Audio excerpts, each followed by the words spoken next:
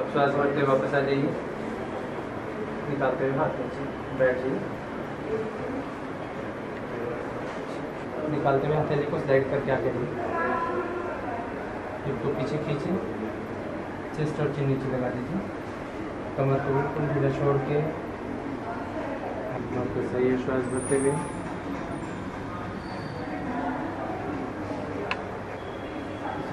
निकालते हुए क्रॉस करके कंधे के पीछे रखिए, उत्तान मंडूकासन। गर्दन से हाथ को थोड़ा पीछे पुश कीजिए, चेस्ट बाहर निकालिए। हमारे साथ हैं मोरारजी देसाई राष्ट्रीय योग संस्थान के योग थेरेपिस्ट शशांक अत्रे जी, जो आईसीसीआर की तरफ से teacher of Indian culture appoint किए गए हैं म्यांमार में। उनसे बात करते हैं कि किस तरीके से उनका अपॉइंटमेंट हुआ और अब वो म्यांमार में योग को कैसे प्रसारित करेंगे। सर, ईटीवी भारत में आपका बहुत बहुत स्वागत है।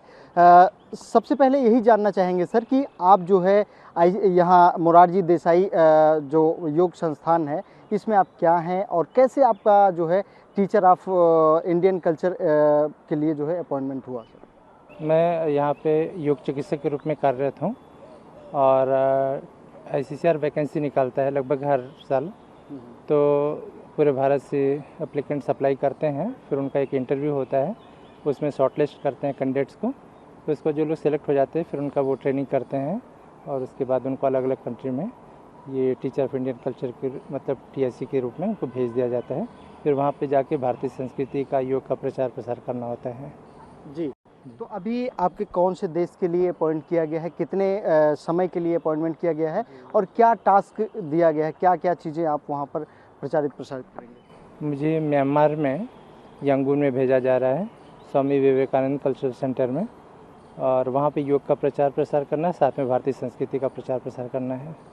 जी, तो इस काम को आप पहले से ही करते आ रहे हैं, योग चिकित्सक हैं आप, तो कितना आपके लिए अच्छा है, कितना उत्साहित हैं इस काम को लेकर? क्योंकि आप बाहर जा रहे हैं, एक प्रतिनिधि के रूप में जो है वहाँ पर काम करेंगे, योग का प्रचार प्रसार करेंगे। निश्चित रूप से भारत है, भारत की अपनी धरोहर है योग, तो भारत के हर व्यक्ति के रग रग में योग व्याप्त है और ये भारत अपनी जो संस्कृति है, अपनी जो धरोहर है, ये विदेशों तक जाए, तो इसके लिए निश्चित रूप से उत्साहित है और मुझे ये उम्मीद है कि वहाँ के लोग इसका स्वागत करेंगे क्योंकि उनके लिए बिल्कुल नई चीज़ है। जी, तो मैं उत्साहित हूँ इस चीज़ को लेकर। जी, तो आपके यहाँ जो ये संस्थान है जहाँ पर अभी योग चिकित्सक हैं, आपका सिलेक्शन हुआ, लोगों की क्या प्रतिक्रिया रही, आपके यहाँ के अधिकारियों की क्या प्रतिक्रिया रही? निश्चित रूप से सारे बहुत खुश हैं और बहुत स्वागत किया उन लोगों ने और बहुत आशीर्वाद भी दिया है अपना। जी, और वेलकमिंग रहा है।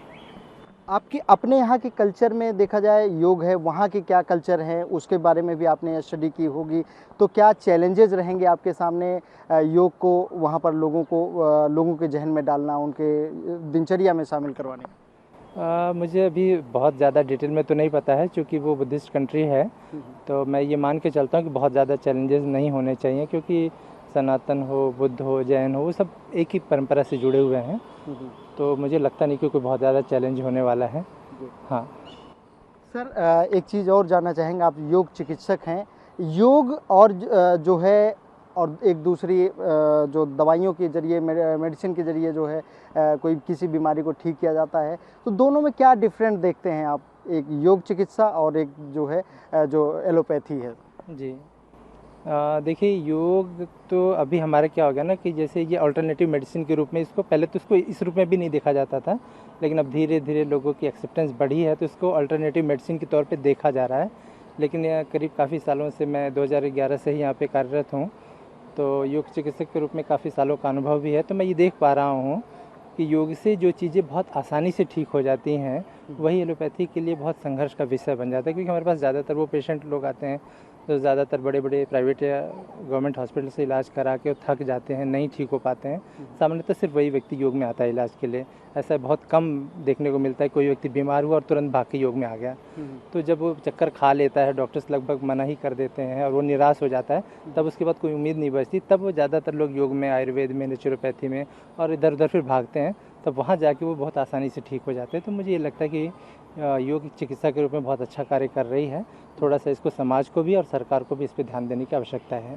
जी, कहाँ फेल मानते हैं, कहाँ जो है फेल क्या कहेंगे कि जो मतलब ठीक नहीं कर पाती लोगों को बीमारियों को जो एलोपैथी है, तो योग कैसे काम करता है और एलोपैथिक वहाँ कैसे क्यों नहीं काम कर पाती? एलोपैथी का क्या है कि वो सिम्टम्स को दबाने की एक कोशिश करते हैं कि कोई सिम्टम है तो उसको ध्यान में रख के कोई एक मेडिसिन देते हैं और उस सिम्टम को टेम्परेरी कुछ देर के लिए दबा दिया जाता है। साथ में उस दवाई के अपने साइड इफ़ेक्ट होते हैं और उसके और बहुत सारे कॉम्प्लिकेशन हो जाते हैं। लेकिन शरीर हमारा सिर्फ ऐसा नहीं है।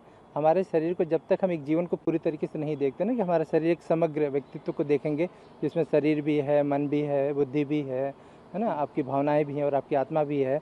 जैसे हम लोग पंचकोश की बात करते हैं योग में, तो उन सब चीज़ों को जब ध्यान में रख के समग्र रूप से इलाज किया जाता है तो इलाज हमेशा जब समग्रता में किया जाता है तो बहुत कारगर होता है ना। जैसे आपको ये हो गया कि आपके किसी एक पर्टिकुलर ऑर्गन में बीमारी है, मैंने उसका इलाज तो कर दिया एलोपैथी से, लेकिन वो इलाज कितनी देर के लिए हुआ वो लगभग सभी लोग परिचित हैं उससे। और साथ के साथ क्या हुआ, उस इलाज के चक्कर में जैसे दूसरे अंग बीमार हो गए, ठीक है, तो हम फिर वो एक इलाज कराने गए थे और नई 4 बीमारियां लेके फिर दूसरे डॉक्टर के पास भटक रहे हैं। वहाँ गए तो फिर वहाँ से और बीमारियां पैदा हो, फिर तीसरे के पास भटक रहे हैं, ऐसे भटकते रहते हैं। योग में ये अच्छी बात होती है कि जब आप एक चीज़ का इलाज करते हैं तो हमारा जो अप्रोच है वो होलिस्टिक होने की वजह से हम अपनी दिनचर्या भी बदलते हैं, आपका खान पान भी बदलते हैं, योग के अभ्यास भी करते हैं जो सारे पंचमहाभूत पे काम करते हैं। तो वो बीमारी तो ठीक होती है, साथ में और भी जो बीमारियाँ ज्ञात या अज्ञात होती हैं वो भी ठीक हो जाती हैं। तो इसलिए ये बहुत ही ज़बरदस्त काम करती है जी। हाँ। तो अभी हाल में जो है विश्व योग दिवस बीता है, तो योग को लेकर आम जनता से क्या कहना चाहेंगे सर? योग दिवस बीता है, बहुत अच्छी बात है, लेकिन थोड़ी सी निराशा भी है मुझे। योग दिवस को सिर्फ एक दिन के रूप में लेते हैं, बस थोड़ा सा दृष्टिकोण में बदलाव करें कि योग दिवस जो है एक इनिशिएशन के रूप में आया उनके जीवन में, कि जैसे आज 21 जून को हमने योग दिवस मनाया, तो ये हमारे जीवन में ये एक दिन मनाने का प्रोग्राम नहीं होना चाहिए, बल्कि आज हमारे जीवन में योग की शुरुआत हो और फिर ये पूरे साल तक चलती रहे। और साल बीतते बीतते लोग धीरे धीरे थोड़ा हतोत्साहित हो जाते हैं, थोड़ा कमज़ोर पड़ जाते हैं, तो अगला योग दिवस जब आएगा तो उनको और उत्साहित करके उनके अंदर पूरी ऊर्जा भर के संचार करके फिर वो अगले 1 साल तक और चलता रहे, इस रूप में देखें तो मेरे ख्याल से वो ज़्यादा फायदा करेगा उनको। जी, बहुत बहुत धन्यवाद।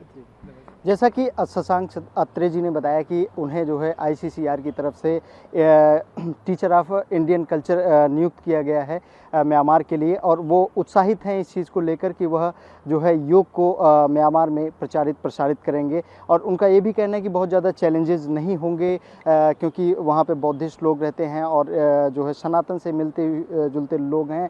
और उन्होंने ये भी बताया कि योग जो है कहीं ना कहीं एलोपैथी से जो है अलग है, डिफरेंट है, क्योंकि एलोपैथी में जो है सिम्प्टोमेटिक इलाज होता है, जो बीमारी का लक्षण होता है उसका इलाज दवा के जरिए उस लक्षणों को दबाया जाता है। लेकिन जो योग है उसके जरिए जो है पूरी शरीर का इलाज होता है, जिससे कि ये होता है कि जो अन्य बीमारियां भी होने वाली होती हैं वो भी नहीं होती हैं। उन्होंने लोगों से अपील की कि रोज़ाना जो है योग करें और स्वस्थ रहें। वीडियो जर्नलिस्ट संदीप सिंह के साथ मैं धनंजय वर्मा, ETV भारत, दिल्ली।